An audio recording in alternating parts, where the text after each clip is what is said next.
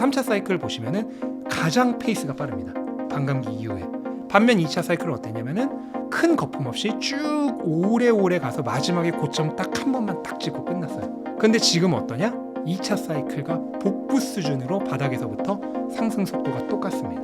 근데 2차 사이클은 지금 이 시점부터 15배가 올랐어요. 사이클 끝날 때까지. 이번 사이클에 지금부터 15배가 오르진 않겠죠. 그러니까 점점 2차 사이클과 이렇게 벌어지겠죠. 하지만 현재 현 시점까지는 2차 사이클과 거의 똑같은 페이스입니다. 그렇다면 이번 사이클이 얼마나 지금 좋은 사이클인지, 말 그대로 슈퍼 사이클이야 부를 만하죠.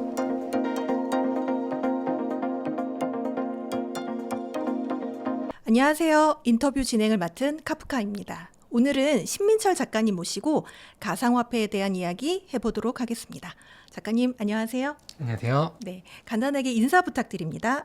네, 저는 유튜브 채널 멘탈이 전부다에서 암호화폐 투자에 관한 얘기를 하고 있고 최근에 알트코인 하이퍼 사이클 책을 쓴 저자 신민철이라고 합니다. 반갑습니다.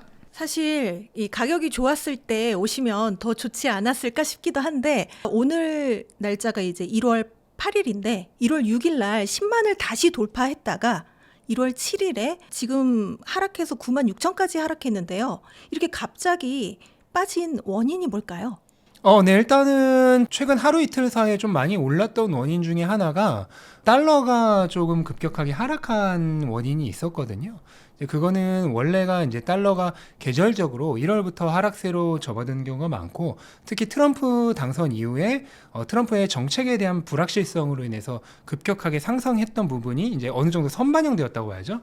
그럼 이거는 반대로 이제 트럼프 취임이 가까워지니까 선반영된 부분이 해소되는 일종의 뉴스에 팔아라 현상이 나오면서 하락이 이제 시작이 되나 하는 타이밍이었기 때문에 가격들이 올랐던 건데, 주식시장도 마찬가지죠. 근데 이제 어제 갑자기 빠진 이유는 이제 지표들이 굉장히 좋게 나왔어요. 우선은 기업들의 채용 수요를 나타내는 잡 오프닝이라고 하죠. 채용 공고가 예상치보다 높게 나오면서 최근 6개월 내에서 박스권 내에서 가장 높은 수준으로 나왔고요. 800만 건 정도가 나왔고, 또 ISM의 서비스 지수, 구매 관리 지수죠. PMI라고 하는 서비스 구매 관리 지수가 경기 확장 국면을 나타내는, 안 그래도 50이 넘었었는데 그게 더 올라서 54 수준이 나오면서 결과적으로 미국의 경제도 강하고 고용도 강하다. 그 다음에 애틀랜타 연은의 GDP 예측치도 2.4%에서 2.7%로 올랐습니다. 그래서 경제가 강하고 고용이 강하면은 필연적으로 뭐가 따라오냐면은 금리 전망치의 상향이 따라오죠. 그러면서 채권 수익률이 4.7%, 10년물 채권 수익률이 4.7% 수준까지 올라가고 달러가 다시 상승을 했습니다. 그 영향으로 인해서 이제 급작스럽게 약간 하락이 나왔다. 그렇게 보시면 되겠습니다. 그러면 금리 동결 가능성이 커지면 비트코인에게는 악재 아닌가요? 네, 일반적으로 비트코인은 유동성 흡수제 역할을 하기 때문에 유동성에 굉장히 민감한 게 맞아요. 그래서 금리 전망치에 따라서 되게 민감하게, 나스닥보다도 훨씬 더 민감하게 반응을 하는 것이 맞고요. 그래서 나스닥이 어제 2% 조금 안 되게 빠졌는데 비트코인은 5% 가까이 하락을 했던 거죠. 그러니까 더 민감하게 반응하는 것이 맞는데, 지금 꼭 이해를 하셔야 되는 게 현재는 금리가 천천히 내리면 내릴수록 그만큼 경기 침체 가능성이 사라진다는 것입니다. 그래서 서비스 구매 관리자 지수도 지금 금리 인하가 시작된 현 시점에서는 원래 최근 몇 달까지 전까지만 해도 거의 50 수준이었거든요. 근데 이게 이제 점점 55를 향해 올라가고 있는 거예요. 이게 평균, 역사적인 평균이라고 하는 게 55에서 64입니다. 그러니까 이 수준을 향해서 올라가야 정상인 거고, 만약에 올라가지 않으면은 이거는 경기 침체가 강하게 의심되는 거죠. 예, 근데 비트코인에게 더 안 좋은 거는 뭐냐면 금리가 천천히 내린 것보다 10배는 안 좋은 게 경기 침체입니다. 그거를 감안한다면 경기 침체 가능성이 점점 사라져가는 가운데 금리는 천천히 내린 편이 비트코인에게는 훨씬 안정적인 가격 흐름을 제공할 것이다. 장기적으로 보면 그렇게 예상해 볼 수 있습니다. 그렇다면 지금의 흐름이 꼭 나쁜 건 아니네요. 오히려 골디락스에 가까운 거죠. 네, 경기가 너무 좋아서 막 금리를 올려야 될 정도야. 그럼 이건 너무 뜨거운 거죠. 반대로 경기가 너무 안 좋아서 금리가 빠르게 내릴 거로 예상돼. 이건 너무 차가운 거죠. 근데 지금 금리는 어쨌든 내년에 한두 차례 내릴 예상이잖아요. 그런 와중에 경기와 고용은 좋아. 그럼 너무 뜨겁지도 너무 차갑지도 않은 딱 골디락스인 거죠. 그리고 많은 분들이 이제 오해하시는 게 금리가 오르면은 비트코인이 안 오를 거라 생각을 하세요. 근데 역사상 가장 사이클 패턴이 아름다웠던 게 2차 사이클이거든요. 2차 사이클이 그냥 꾸준히 올라서 마지막에 고점 딱 한 번만 찍고 딱 끝난 제일 아름다운 사이클이에요. 2차 사이클 내내 금리 올랐습니다. 그게 왜 그러냐면 원래 이제 많이들 오해하시는데 시장이 가장 좋은 때가 언제냐면은 금리가 막 오르기 시작하는 그러니까 금리가 오른다는 건 경제 호황기라는 뜻이잖아요. 그 경제 호황기의 초반부가 시장이 제일 좋아요. 그게 딱 언제였냐면은 지난 2017년 사이클이었습니다. 2018년 이후부터 이제 금리가 이제 좀 지나치게 오른 타이밍이었죠. 그게 이제 언제 약세장으로 전환이 되냐면은 그렇게 호황이 계속돼요. 그러면은 거품이 계속 끼잖아요. 그리고 금리는 계속 오를 거 아니에요. 그러다가 이제 금리가 시장이 받아들일 수 없는 한계치까지 올라가겠죠. 그러면서 결국 그동안 쌓였던 거품을 탁 터뜨리겠죠. 그때부터 약세장으로 전환되는 거예요. 그거는 이제 그 호황기의 후반부 얘기고 금리가 막 오르기 시작하는 호황기 전반부는 최고의 시장 호황기입니다. 근데 지금 상황은 어떤가요? 오히려 금리가 이제 거의 안 내리는 내년에 한두 차례밖에 안 내리는 그 상황이면서 경기도 괜찮죠. 그러니까 경기가 완전히 회복해서 경기 침체는 없으면서 한 1, 2년 지나면 경기 호황기로 완전히 접어들 것으로 예상되는 경기 침체 얘기는 완전히 사라져버리는 그 시점이기 때문에 오히려 타이밍적으로는 굉장히 좋다고 볼 수 있죠. 작가님이 지난 저희 이제 채널에 출연해 주신 게 12월 초쯤이었는데요. 그때 이제 출연하셨을 때 1월 정도에 이제 좀 큰 조정이 올 것이다라고 이야기를 해 주셨어요. 근데 사실 지금 비트코인이 12월 한 중순 정도부터 10만을 돌파한 이후에 계속 좀 조정을 받고 있는 모습인데 지금 조정이 미리 당겨져서 온 거라고 해야 될까요? 아니면 1월에 또 한 번 조정이 온다고 봐야 될까요? 근데 기본적으로는 조정이 당겨진 거고요. 왜 이유는 일단은 10만 달러라고 하는 강한 저항.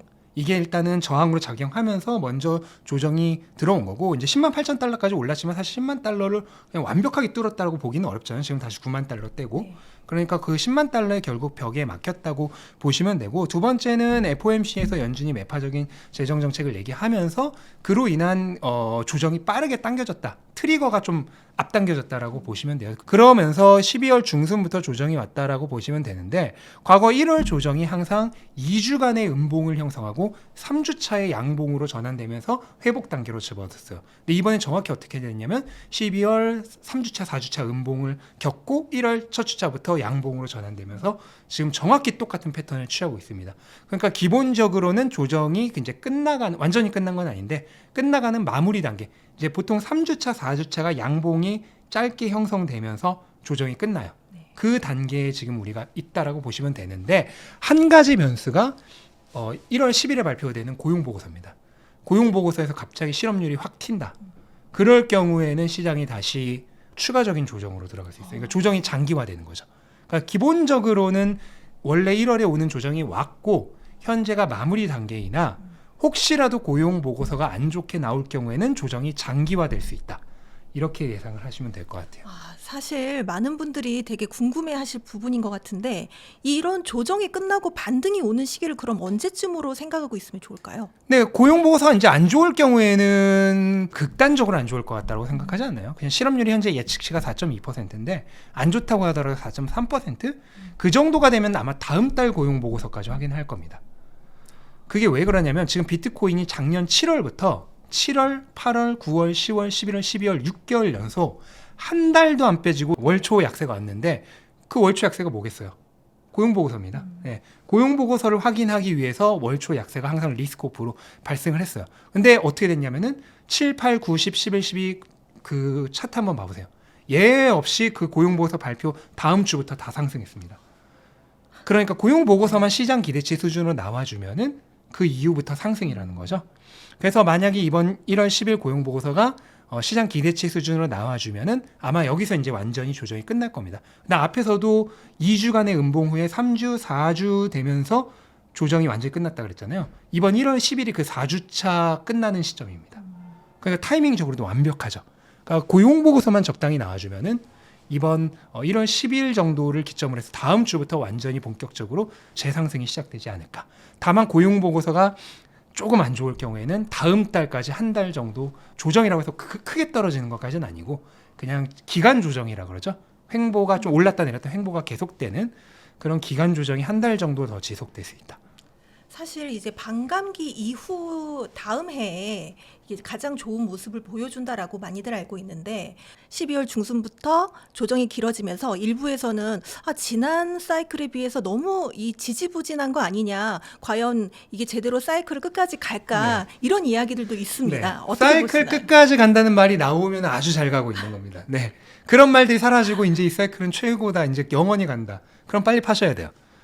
반대로 하면 되는데 일단은 알아두셔야 될 게 역사상 가장 아름다웠던 사이클이 2차 사이클입니다. 반대로 역사상 가장 못났던 사이클이 3차 사이클이에요. 3차 사이클은 이렇게 쭉 올랐다가 그냥 중간에 60% 하락이 나왔다가 다시 올라서 이 이전 고점과 비슷한 수준에서 종료된 이렇게 두 개의 쌍봉 모양이 형성된 굉장히 못난 이 사이클이거든요. 이 사이클이 왜 형성이 됐냐면 팬데믹이 발생하면서 전 세계적으로 바로 제로 금리로 가면서 유동성 대확장이 시작됐죠. 그러면서 탄탄히 조정을 거치면서 현금으로 가격이 오르지 않고 그 유동성 폭풍에 의해서 레버리지로 가격이 완전히 올라 버립니다. 그러면서 FTX나 이런 데서 고객들이 레버리지를 구매한 그 비트코인을 구매하지 않고 전부 자회사로 빼돌렸어요.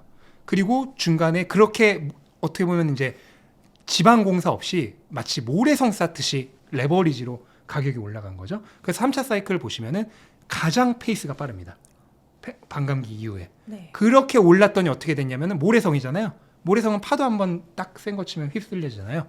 그때 인도와 중국의 채굴 금지 나오면서 그 파도 맞고 바로 휩쓸리면서 사이클이 망했던 거죠. 네. 예. 반면 2차 사이클은 어땠냐면은 조금 오르면은 조정 한번 거쳐. 조금 오르면 조정 한번 거쳐. 마치 돌다리도 두드리듯이 차근차근 그렇게 쌓아가면서 했더니 결국은 큰 거품 없이 쭉 오래오래 가서 마지막에 고점 딱 한 번만 딱 찍고 끝났어요. 고점, 모든 고점 지표가 최고점을 가리킬 때. 근데 지금 어떠냐? 2차 사이클과 복부 수준으로 바닥에서부터 상승 속도가 똑같습니다. 근데 2차 사이클은 지금 이 시점부터 15배가 올랐어요. 사이클 끝날 때까지. 오, 네. 근데 당연한 얘기겠지만 이번 사이클에 지금부터 15배가 오르진 않겠죠. 네. 그러니까 점점 2차 사이클과 이렇게 벌어지겠죠. 하지만 현재 현 시점까지는 2차 사이클과 거의 똑같은 페이스입니다. 그렇다면 이번 사이클이 얼마나 지금 좋은 사이클인지, 페이스가 최고인 건지 알 수 있죠. 말 그대로 슈퍼 사이클이야 부를 만하죠. 지금이 이제 불장의 초입인데 현재 지금 기관이나 개인들의 움직임이나 동향은 좀 어떤가요? 기관들은 지금 작년 연말에 우리가 안 그래도 조정이 왔잖아요. 예측할 수 있듯이 현물 ETF나 이런 것에서 상당한 유출이 있었어요. 근데 그 유출이 이제 어떤 거냐면은 우선 첫 번째로 차익 실현이 있겠죠. 2024년에 가장 많이 오른 메이저 자산이 비트코인이거든요. 그래서 차익 실현이 있겠고 120%가 올랐어요. 예, 나스닥보다도 4배가 더 올랐거든요. 그러니까 차익 실현이 우선 첫 번째가 있겠고 또 하나는 세금 수확입니다. 보통 그 손실난 그 자산과 이득난 자산을 같이 매도하면서 같이 매도하죠 보통. 그러면서 이제 세금을 일명 상쇄시킨다 그러잖아요. 그런 작업을 하는데 그런 작업에 당연히 수익이 많이 났던 비트코인이 이용이 됐겠죠. 예. 그리고 리밸런싱이 들어갑니다. 특히 기관들은 연말에 예를 들어 비트코인이 혼자 120% 올랐어요. 주식은 이거밖에 안 올랐단 말이에요. 그러면 어느 정도 밸런스를 맞춰야죠. 포트폴리오 밸런스를. 그러면서 비트코인은 너무 많이 올랐으니까 팔고 그걸로 별로 안 오른 주식을 사는 거죠. 그래서 포트폴리오를 다시 주죠. 이런 리밸런싱이 일어납니다. 그래서 차익 실현, 세금 수확, 리밸런싱 이 세 가지 요소에 의해서 연말에 굉장히 많은 유출이 나왔다. 이렇게 보시면 되고 그런데 딱 1월 3일, 4일 들어오면서부터 지금 1월이 정규 거래일이 3일째가 지났죠? 지금 3일째는 아직 통계가 안 나왔는데 아마 어제는 좀 가격이 떨어졌으니까 좀 유출이 있었을 것 같은데 1차, 2차에는 거의 10억 달러의 순유입이 있었어요. 10억 달러라고 하면 현재 비트코인 가격으로 치면 1만 개죠. 하루에 1만 개씩 비트코인을 매수할 정도의 순유입이 바로 있었다. 그러면서 다시 기관들이 이제 들어오려고 하고 있는 그런 타이밍이다. 이렇게 생각하시면 될 것 같아요. 네, 기존에 작가님 그 영상에서도 보면은 올해 아마도 대규모 ETF 자금들이 많이 들어올 것이고 그게 긍정적인 영향을 미칠 거다 이런 이야기를 많이 해주셨는데 예정대로 이렇게 자금이 계속 유입될 거라고 보시나요? 네, 지금 이미 2024년에 비트코인이 역사상 가장 성공적으로 런칭한 ETF로 자리를 잡았어요. 이건 그냥 확정된 거예요. 이미 2024년 끝났으니까. 그래서 총 1200억 달러 가까운 운용자금이 들어오면서 출시 1년 만에 출시 20년 된 금 ETF의 운용자금을 넘어섰습니다.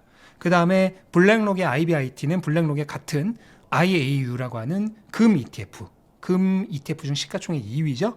의 운용 자금을 거의 2배 가까이 뛰어넘습니다. 단 1년 만에.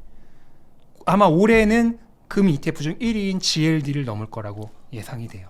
그러면서 이미 엄청나게 성공적인 런칭을 했는데 보통 이런 ETF가 1년 차보다 2년 차가 원래 유입이 훨씬 많습니다. 거의 모든 ETF가 출시하면은 1년 차보다 2년 차가 유입이 더 많아요. 그게 왜 그러냐? 이유가 있어요.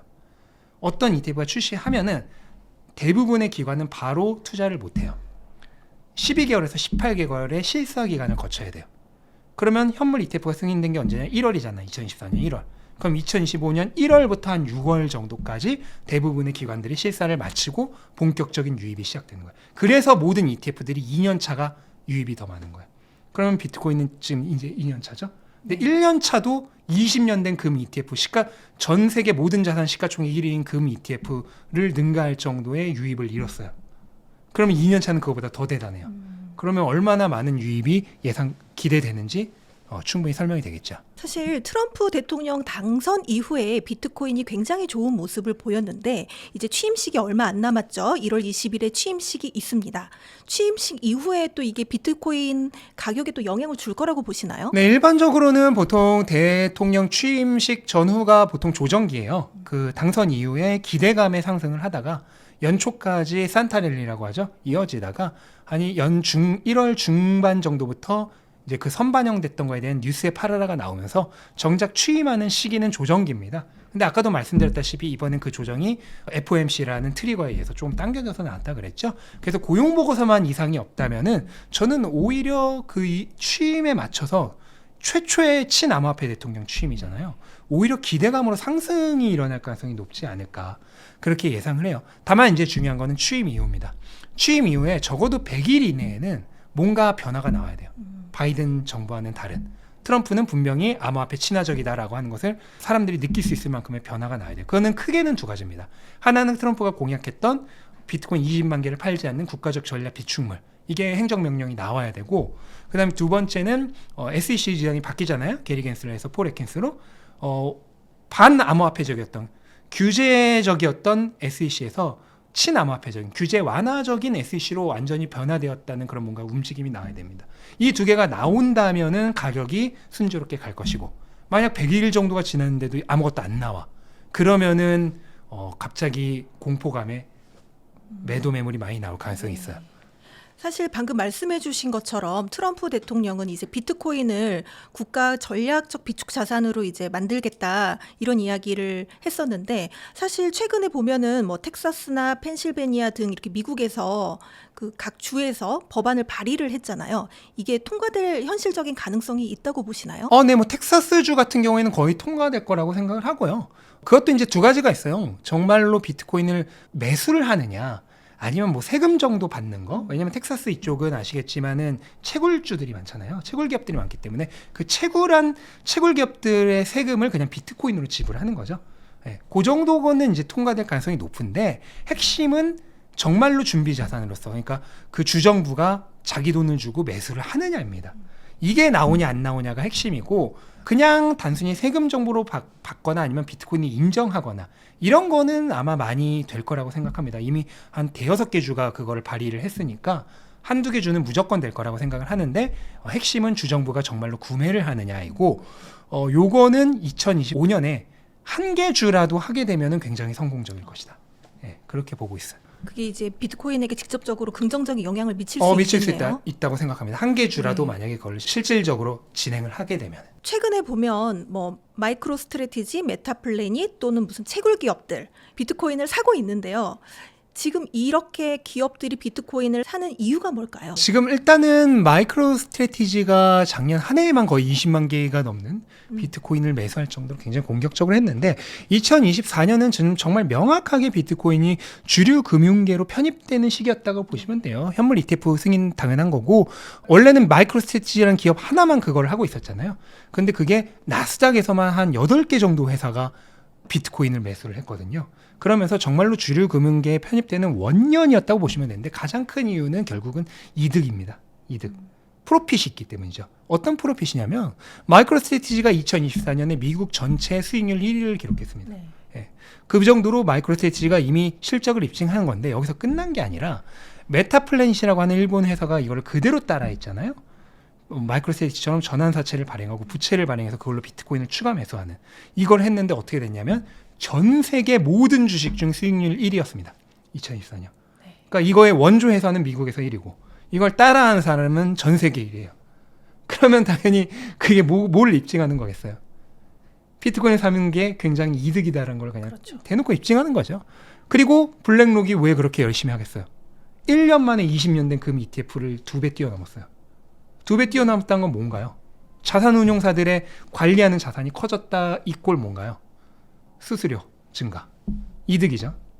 그러니까 결국은 이득입니다. 네. 이득 때문에 모든 기업 그다음에 여러 가지 기관들이 결국 비트코인을 포함하려고 하는 거죠. 그다음 비트코인이 메이저 자산 중에서 역대 연평균 수익률 1위입니다. 압도적으로 1위예요. 지금 최근 5년간만 보더라도 60%가 넘는데 메이저 자산 중에서 이 정도 되는 자산이 없습니다. 그러면 왜 기관들 펀드들은 비트코인을 포트폴리오에 넣으려고 할까? 수익률 때문이겠죠. 그러니까 모든 게 다 결국은 이득으로 귀결되는 겁니다. 2025년이 비트코인이 가장 높은 수익률을 자랑하는 해가 될 거라고 다들 예상을 하고 있는데 이런 비트코인에게 혹시 호재, 악재가 있다면 뭐라고 보시나요? 기대하고 있는 최고의 호재는 사실 미국이 이제 비트코인 비축 법안, 그러니까 비트코인을 100만 개까지는 아니더라도 뭐 몇십만 개라도 직접 구매를 하게 되는 거. 이게 뭐 최고의 호재일 것 같고 이거는 정말로 국가 간의 비트코인 패권 전쟁을 정말 촉발시킬 정도의 엄청난 영향을 가질 것 같고요. 그 경우에는 기존에 예측했던 모든 목표 가격들이 무의미해질 거라고 생각을 해요. 이게 이제 최고의 호재고 최고의 악재는 두 가지 정도가 있는데 하나는 이제 반대로 트럼프가 무시를 하는 거. 기존의 공약을 안 지키고 암호화폐 쪽 거의 뭐 신경도 안 쓰고 이제 난 당선됐다. 아몰랑 해버리는 게 하나의 악재일 수 있겠고 또 하나는 여전히 경기 침체입니다. 네, 경기 침체 가능성이 아직도 완전히 사라지지 않았다고 생각해요. 실업률 여전히 갑자기 한 4.4% 됐다고 해보세요. 그럼 바로 다시 경기 침체 얘기 나오겠죠. 그 다음에 장단기 수익률 역전이 해소된 지 얼마 안 되죠. 보통 6개월에서 12개월 안에 경기 침체가 오죠. 이 올해가 딱 그 기간이에요. 네, 그러니까 여전히 2025년은 경기 침체에서 완전히 자유로운 해가 아니다. 만약에 경기 침체가 이제 현실로 나타난다면 비트코인이 사이클을 뭐 정상적으로 끝까지 갈 수 있을까요? 근데 3차 사이클처럼 될 거라 생각해요. 경기 침체라고 하는 엄청난 악재가 발생하죠. 중국 악재가 발생해서 사이클 중간에 60% 하락했죠. 네. 그다음에 비트코인 팬데믹 때 그 정도 하락했었죠. 그러니까 사이클 가다가 경기 침체 한 4월에 발생했다. 그러면은 한 5, 60% 하락 나올 수 있죠.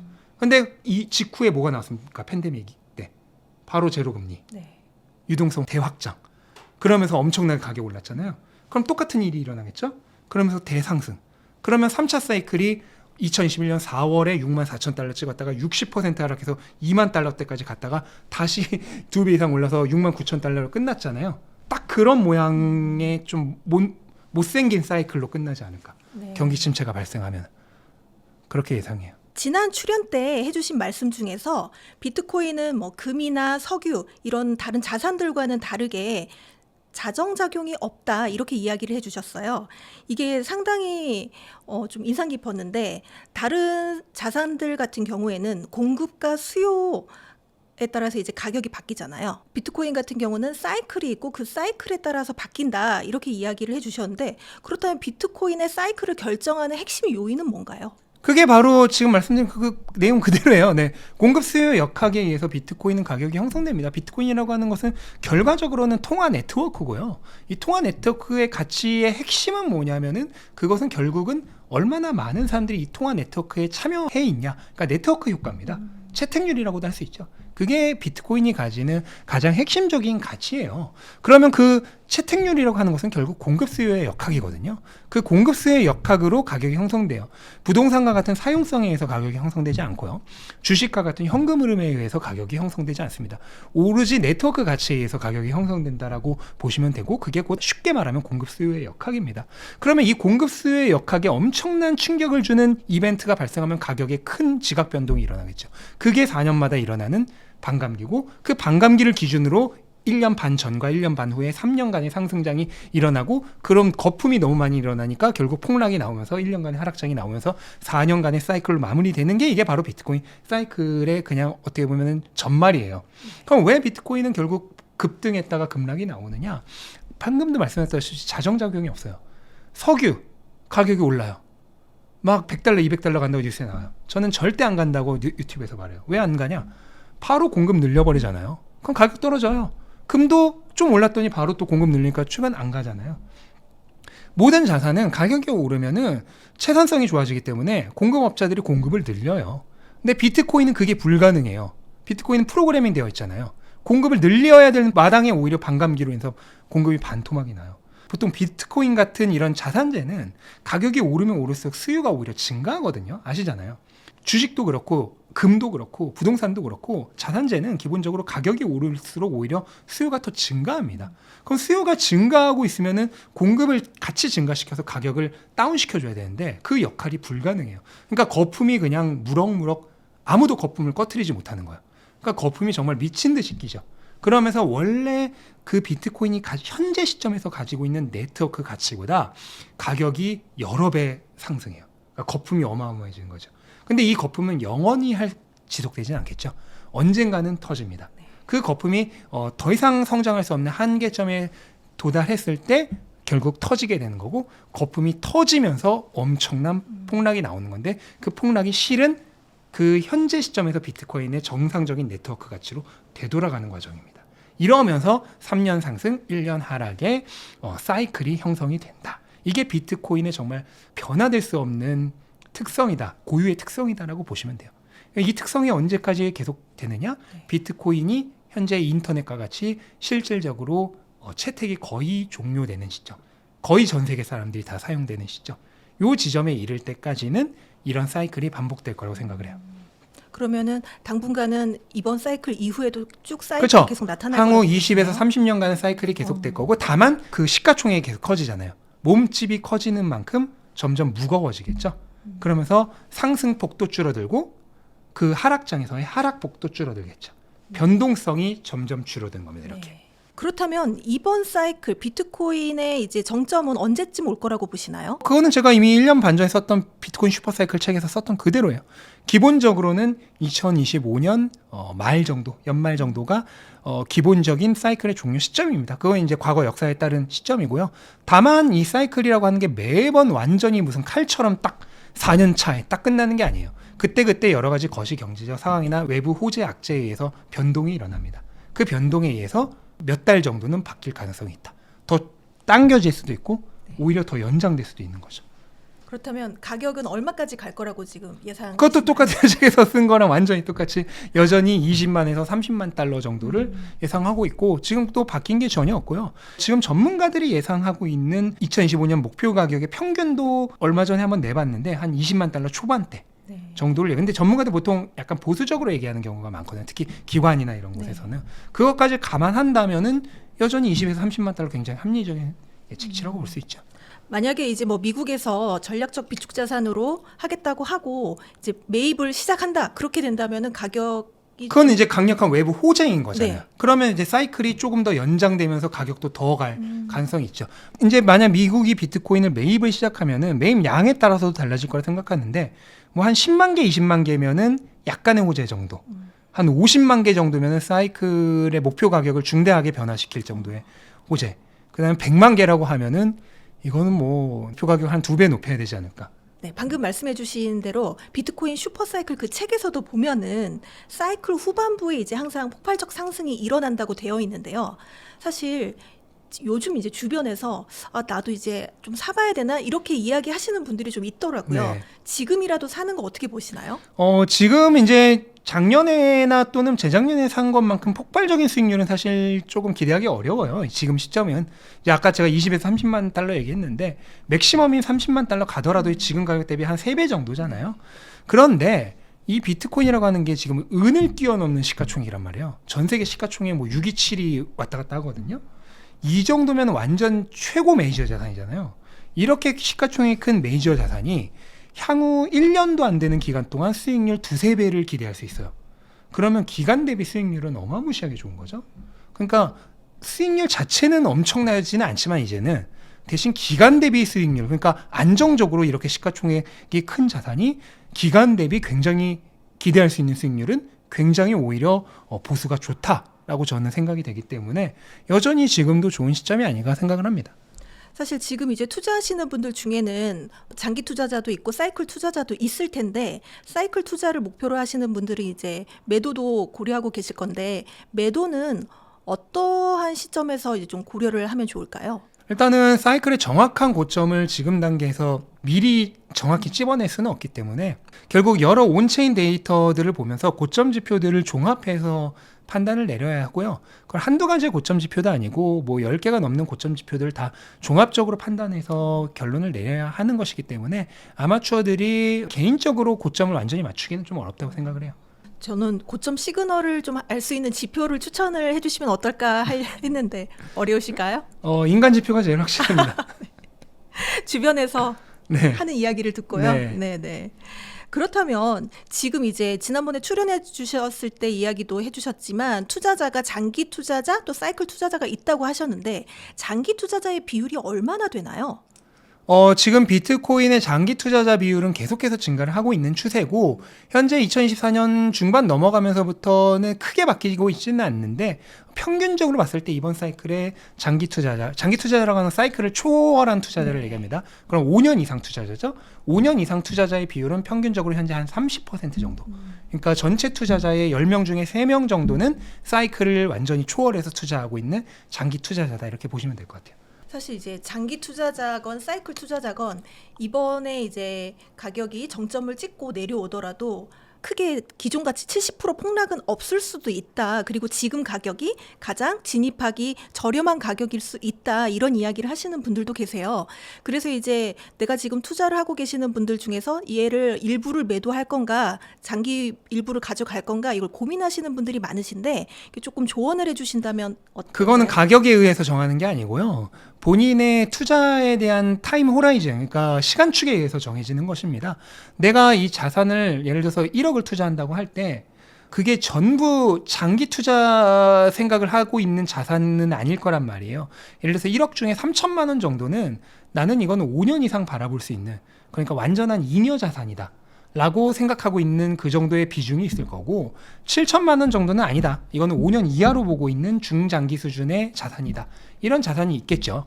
그러면은 사이클이라고 하는 건 4년이기 때문에 결국 5년은 초과하지 않으니까 중장기 수준에서의 투자이거든요. 그렇다면 이 금액은 저는 사이클 투자를 해야 된다고 봐요. 왜냐면 이번 사이클의 끝에서 이미 다음 반감기 때까지의 평균 가격을 달성해 버립니다. 그러면 이미 가격의 가치를 도달했다는 거죠. 가격의 가치를 도달했으니까 지금 굳이 4년 후까지 기다릴 필요 없죠. 지금 파는 게 맞는 거죠. 그러니까 내가 1억을 투자했는데 그중에 70%는 중기 정도의 자산이고 30%가 장기나 초장기 자산이다 하면은 그 중기, 장기 수준의 자산은 이번 사이클에서 정리를 해야죠. 반면 나는 이거는 잉여 자산이다. 5년 이상, 10년 이상도 볼 수 있는 초장기 자산이다. 그러면 초장기로 보는 비트코인의 목표 가격은 이번 사이클의 가격은 아닐 거 아니에요. 그럼 내가 생각하는 그 자산 비중에 대한 투자의 시간축 내에서의 목표 가격은 훨씬 더 높은 곳에 가 있을 테니까 걔는 팔 이유가 없는 거죠. 이렇게 투자의 시간축에 의해서 결정을 하는 거지 가격만 보고 결정을 하는 것은 아닙니다. 혹시 이렇게 사이클을 종료한 이후에 이제 사이클 투자자분들께서 다음 투자를 생각할 때 좀 추천해 주실 만한 투자처 있으실까요? 가장 추천하는 것은 그냥 아무것도 안 하는 거야. 괜히 어디 어설픈 데 들어갔다가 또 이제 물리시죠. 근데 물려도 사실은 그 걔를 이제 빠르게 손절을 하고 비트코인 다음 사이클이 시작할 때 들어오셔야 돼요. 왜냐면 그 물린 거보다 더 중요한 건 지금 새롭게 시작되는 비트코인 사이클이거든요. 근데 아마추어 투자자는 10중 8구는 조금이라도 물려있으면 못 빼요. 네. 제가 봐온 바로는 그렇습니다. 네. 그러니까 그러실 거면 그냥 아무것도 하지 않으시는 게 손가락 봉인이 최고의 투자입니다. 거래소에 비트코인이 지금 급감하고 있다는 이야기를 들었는데요. 앞으로 1비트를 보유하는 게 또 어려워질 거라는 이야기들도 많습니다. 어떻게 보시나요? 네, 지금 이번 사이클 시작할 때 정도에 거의 300만 개에 달했던 거래소 비트코인 보유량이 지금 200만 개 초반대 수준으로 급감을 했고 특히나 2024년 현물 ETF 승인 이후로 거의 날개 없는 추락, 수직 낙하, 나이아가라 폭포 수준의 수직 낙하를 하고 있어요. 그 얘기는 거래소에서 비트코인이 정말 급격하게 사라지고 있다라고 하는 것이 될 테고, 지금 블랙록이 막 하루에 3-4천 개씩 평균적으로 비트코인을 가져가고 있고요. 마이크로스트래티지가 최근 8주 연속으로 비트코인을 매입했고, 매주의 평균 매입량이 한 10,000개 이상이 됩니다. 10,000개에서 20,000개 사이가 되는데, 그 얘기는 뭐냐면 비트코인이 지금 한 달 동안 생산되는 양이 하루에 450개니까 한 달 동안 13,000개가 좀 넘는다는 거죠. 그러니까 블랙록과 마이크로스트래티지가 매주 비트코인을 몇 달치를 그냥 얘네가 싹쓸이 해가는 거야. 매주 단위로. 주 단위로 몇 달치를 싹쓸이 해가요. 그럼 어떻게 되겠어요? 시중에는 더 이상 비트코인이 안 나오죠. 근데 그게 끝이 아니라 마라톤 디지털과 라이엇 홀딩스가 비트코인 채굴업자 중에서 뭐 원투 하는 애들이에요. 그러니까 최대 공급업자예요. 얘네들이 마이크로스트래티지를 따라서 전환사채를 발행해서, 그러니까 빚투를 해서 대출을 받아서 비트코인을 추가 매입했어요. 그 매입 규모도 수천 개 규모로 절대 작지 않습니다. 그럼 생각해 보세요. 최대 공급업자가 자기들이 지금 공급을 해야 되는데 오히려 자기들이 대출을 받아서 비트코인을 더 사재기를 하고 있어요. 그러면 시중에는 비트코인이 거의 풀리지 않는다는 얘기죠. 결과적으로. 그렇게 되면서 지금 비트코인이 급감을 하고 있습니다. 근데 아직은 200만 개가 넘게 있어요. 그러면 사람들은 별로 후달리지 않아요. 왜냐면 200만 개나 넘게 있으니까. 예를 들어서 마트에서 점점 먹을 것이 공급이 떨어져요. 근데 여전히 가판대에는 물건이 쫙 진열돼 있어. 그럼 사람들은 하나도 안 불안하죠. 그렇죠. 언제 불안하냐? 없어지면. 없어지기 시작하면 그때부터 불안하죠. 그때 어마어마한 포무가 일어날 겁니다. 이번 사이클은 아닐 수 있어요. 미국이 비트코인 매입을 시작한다면 이번 사이클이 될 수 있는데, 그게 아니라면 이번 사이클은 아닐 수 있어요. 다음 사이클, 다다음 사이클 결국은 일어날 겁니다. 또 많은 분들이 또 궁금해 하시는 것 중에 하나가 이제 기관의 자금 그리고 또 기업의 자금이 이렇게 많이 들어오고 또 사람들이 계속 사이클을 이제 많이 알아서 이렇게 기존과 같은 그런 사이클 형성이 되지 않지 않을까 이런 생각도 많이 하시는데 그건 어떻게 보시나요? 유동성이 확장되면 위험자산 시장은 오르죠. 유동성이 줄어들면 떨어지죠. 그거 모르는 사람이 어디 있습니까? 그래도 매번 오르고 떨어지죠. 사이클이라고 하는 것은 안다고 해서 형성되지 않는 게 아니라 오히려 그 아는 것이 사이클을 만든다라고도 볼 수 있어요. 유동성이 확장되기 시작했다? 그럼 사람들은 다 무슨 생각을 할까요? 이제부터 오르겠구나. 너도 나도 사죠. 유동성이 줄어들기 시작했다? 사람들이 무슨 생각을 할까요? 이제부터 내리겠구나. 너도 나도 팔죠. 마찬가지로 비트코인은 오히려 일종의 자기 충족적 예언을 실현하고 있습니다. 사이클이 시작되기 시작했다? 이제 아무도 안 팔아요. 다 사요. 사이클 중간에는 아직 사이클이 남아있으니까 웬만하면 안 팔아요. 그리고 언제 파느냐? 사이클이 끝나갈 때쯤 다 팔죠. 왜냐면 사이클이 끝난다는 걸 다 아니까. 그러니까 오히려 많은 사람들이 아는 게 이 사이클을 더 공고히 하고 있다라고도 해석할 수 있어요. 작가님 유튜브에서 연말에 그 방송하실 때 보니까 투자를 계속 이렇게 이어가는 한 실수가 있어도 실패는 없다라는 이야기를 하셨더라고요. 결국 이제 경험이라는 게 큰 보상이 된다라고 이야기를 하셨고 또 그게 중요한 원칙이라고 하셨는데 혹시 최근에 이렇게 실수한 사례 있으셨을까요? 뭐 실수는 뭐 시도 때도 없이 하죠. 저도 계속해서 추가적인 매수를 하고 있고 또 비트코인에서 알트코인으로 포트폴리오 조정도 하고 있고 이런 거 하고 있는데 이제 그것도 당연한 얘기겠지만은 기본적으로 원칙 하에서 하는데 그 원칙에서도 약간의 그 변동성이 있긴 있어요. 예를 들어서 가격이 어느 정도 낮아졌을 때는 추가적으로 포트폴리오 조정을 한다. 이런 리밸런싱에도 원칙이 있는데 그런 것들이 내가 정한 대로 완벽하게 좀 맞아 떨어지지 않는 경우가 굉장히 많죠. 그래서 예를 들어서 조금 더 기다렸다가 포트폴리오 변동을 했으면 더 좋았을 상황이지만은 이미 변동을 하고 난 이후에 뭐 추가적으로 알트코인 가격이 더 떨어졌다든지 이런 것들은 뭐 계속해서 발생을 하는 것이기 때문에 그런 것들은 이제 사이클을 더 경험해 가면서 저도 사이클에 대한 분석을 더 깊게 하고 있는 거죠, 지금도. 지금 비트코인이나 알트코인 투자하시면서 이렇게 그런 실수들이 잦아가지고 멘탈이 이렇게 털리시는 분들이 굉장히 많으신 것 같던데 그런 분들에게 이렇게 어떻게 극복을 하면 좋은지 한번 이야기를 해주신다면. 네, 원래 시장은 97%의 시간 동안 내가 원하는 대로 가지 않습니다. 그거를 먼저 인정을 하는 게 가장 중요해요. 그거를 인정하지 못하고 있기 때문에 괴로운 거예요. 내가 원하는 대로 됐었으면 좋겠는데. 근데 애당초 97%는 내가 원하는 대로 되지 않는다라고 생각을 하고 있으면은 애당초 기대치가 완전히 내려가 버리는 거죠. 그러면서 웬만한 일에는 멘탈이 흔들리지 않고요. 그 다음에 결국은 경험을 많이 해봐야 돼요. 특히 비트코인, 알트코인은 변동성이 일반적인 다른 자산 시장에 비해서 엄청나기 때문에 이거를 경험을 해보면서 내가 이 사이클 그다음에 코인 시장의 생태에 대해서 많이 경험을 하다 보면은 똑같은 일들이 일어나도 과거보다 심리적인 흔들림이 훨씬 적어집니다. 그래서 경험을 해보면서 성숙해 나가야 되고요. 결과적으로 최종적으로는 자기만의 투자 원칙을 만들어내야 돼요. 그 원칙이 있으면은 실수를 하더라도 또는 가끔 결과적으로 실패가 되더라도 괴롭지 않습니다. 왜냐면 나는 원칙대로 했고 또 만약에 실수를 하더라도 내가 나중에 자세히 반성을 해봤더니 원칙을 조금 이렇게 수정하는 게 좋을 것 같아. 이런 식으로 건설적으로 나를 점점 개선해 나갈 수 있잖아요. 근데 원칙이 없으면 결국 언제까지고 주먹구구식으로 이걸 해야 되나 말아야 되나 계속 고민만 하면서 그 다음에 결과에 대한 분석도 불가능해요. 그냥 운이에요. 그렇게 되면서 언제까지도 발전하지 못하는 투자자가 되거든요. 그러니까 자신만의 원칙을 형성하게 된다면은 결과적으로 심리적인 그런 흔들림에서 많이 해방될 수 있다. 이렇게 말씀드리고 싶네요. 사실 비트는 12월 중순부터 좀 조정받는 모습이긴 하지만 알트는 또 상대적으로 잘 가는 모습을 보여주고 있었거든요. 혹시 알트 불장이 시작되었다고 봐야 될까요? 지금 알트가 상대적으로 비트코인보다 좋은 거는 굉장히 사이클적으로 자연스러운 현상이고요. 과거 사이클들을 보면은 비트코인이 전고점을 돌파한 이후에 첫 번째 메이저 조정이 있을 때 이 시점부터 알트가 오히려 비트코인보다 더 잘 버티면서 전체 시가총액 내에서 비트코인이 차지하는 시가총액의 비중, 비트코인 도미넌스라고 하는 게 하락하기 시작합니다. 네. 이번에 전고점을 제대로 돌파한 거는 11월 초죠. 3월에 돌파했을 땐 잠깐 돌파했다가 결국은 떨어졌으니까 11월 초 이후에 첫 번째 메이저 조정이 이번에 12월에 나온 조정이었죠.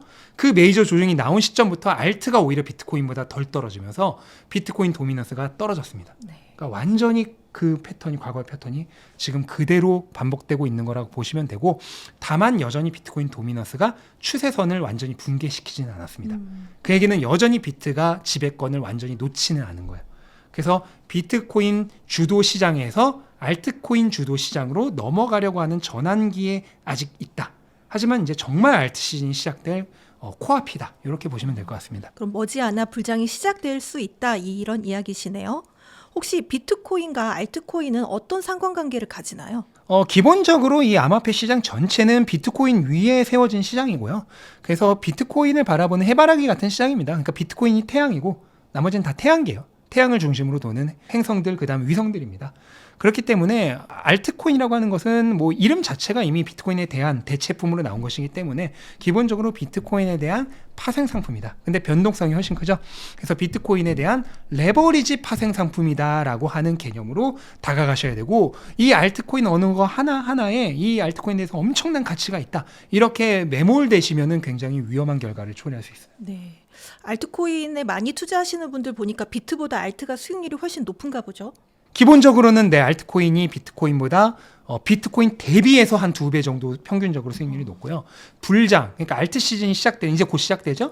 그 시점부터로 계산을 하면 거의 3배 정도 수익률이 높습니다. 그러니까 수익률만 보면 아무래도 알트코인을 혹하게 되는 거죠. 네. 사실 최근에 그 작가님이 쓰신 책 알트코인 하이퍼 사이클에서 보면은 포트폴리오로 분산 투자를 하라고 이야기를 하셨는데 왜 분산 투자를 하는 게 더 좋을까요? 네, 방금도 말씀드렸다시피 알트코인은 기본적으로 하나하나의 알트코인이 가진 그 비전이 실현될 거라고 하는 그 전망이 불확실해요. 그 얘기는 어떤 알트코인이든 망할 수 있다는 거죠.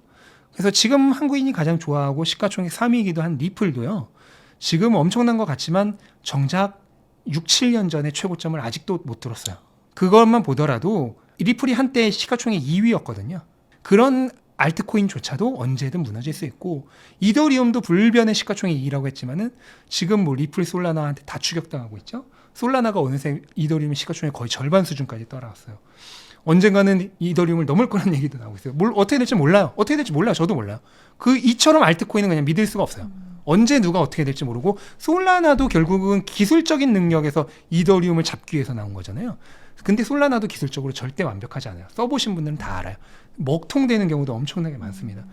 하루 이상 먹통된 경우도 있어요. 블록체인이 다운된 경우도. 기술적으로 전혀 완벽하지 않고요. 초당 그 거래 처리 속도도 이론적으로는 뭐 5만 건 얘기하는데 실제로는 5천 건 정도밖에 안 됩니다. 이론의 10분의 1밖에 안 돼요. 언젠가는 솔라나보다 훨씬 뛰어난 코인들이 많이 나오겠죠.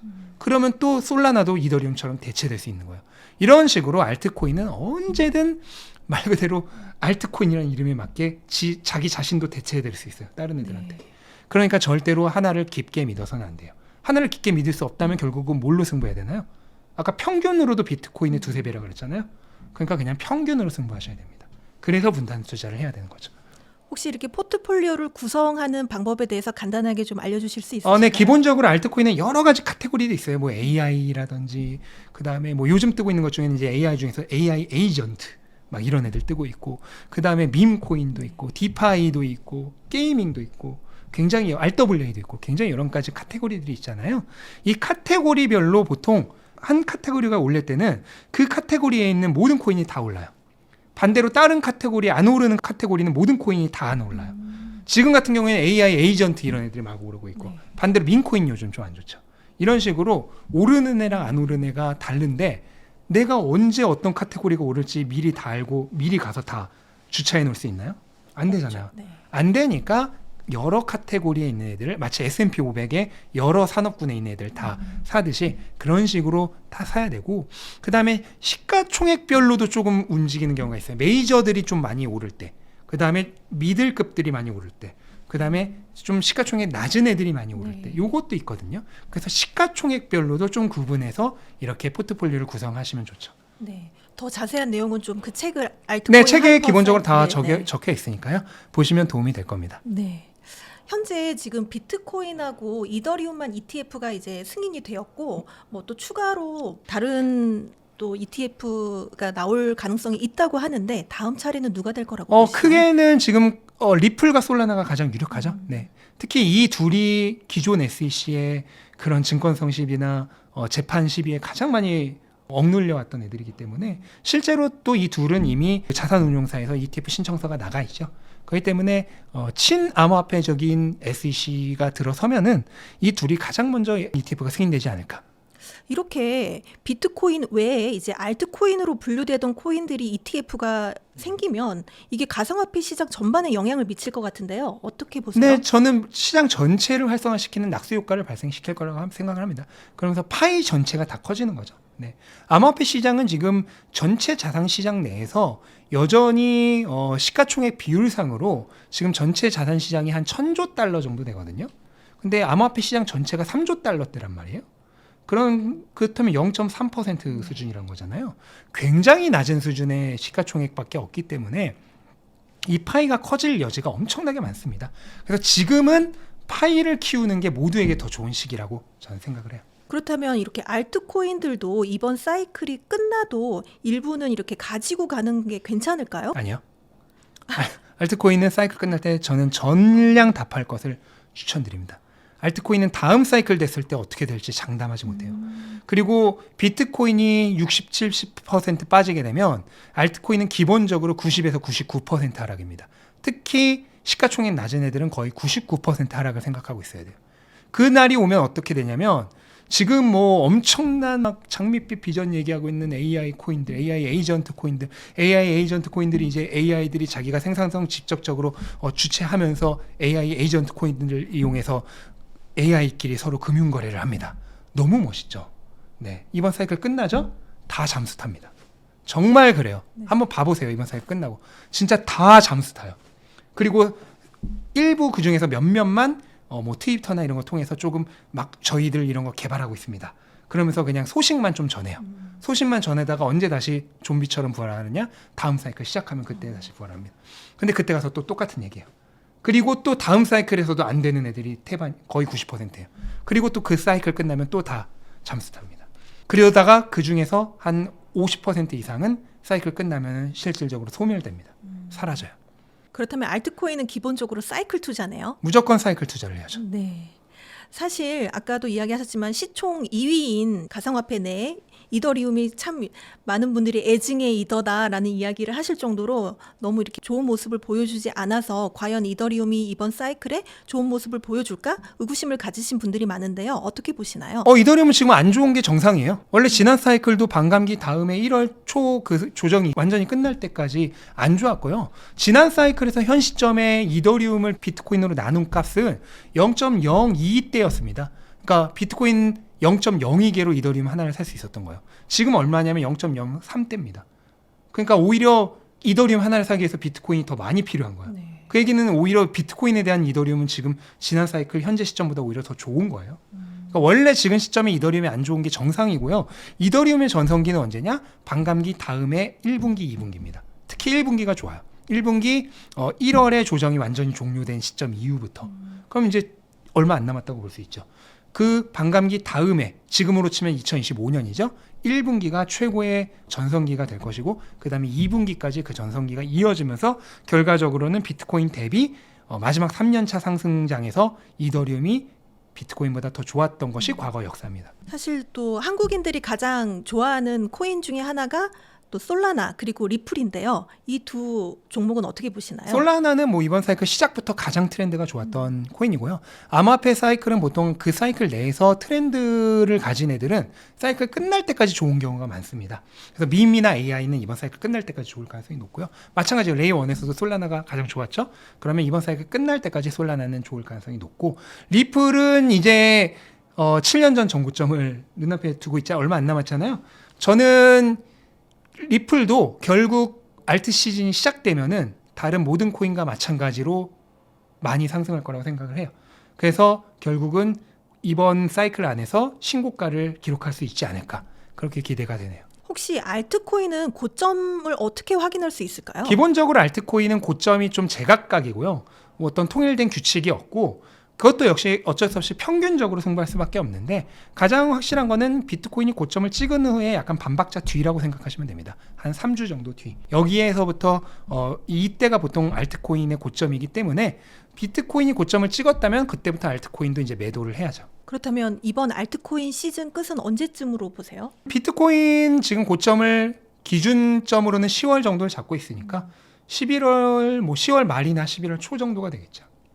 혹시 그렇다면 알트코인의 적정 가격을 알 수 있는 방법이 있을까요? 기본적으로 알트코인은 어떤 가치를 평가할 수 있는 방법이 사실은 없고 가장 확실한 방법은 시가총액 비중법이라고 저는 생각해요. 시가총액으로 보는 거죠. 그러면 시가총액상 예를 들어서 가장 확실한 애 같은 경우에는 지금 알트코인 중에서는 이더리움이잖아요. 그러면 나는 솔라나가 이더리움의 시가총액의 한 절반 정도까지는 무조건 될 것 같다. 이렇게 판단이 된다면 이번 사이클 끝에서 이더리움이 우선 어느 정도의 가격이 될지를 먼저 예측을 해본 다음에 이더리움 같은 경우에 그래도 상대적으로 쉽죠. 뭐 정 예측이 안 된다면 그냥 비트코인과 비슷한 수준으로 오른다고 가정을 한 다음에 그 이번 사이클 끝에서의 이더리움의 시가총액을 기준으로 그 솔라나는 그 시가총액의 절반이 될 것이다 라고 예상해 본 다음에 지금 시가총액이 그럼 얼마인가 로 해보면은 대충 몇 배가 오를 것이다.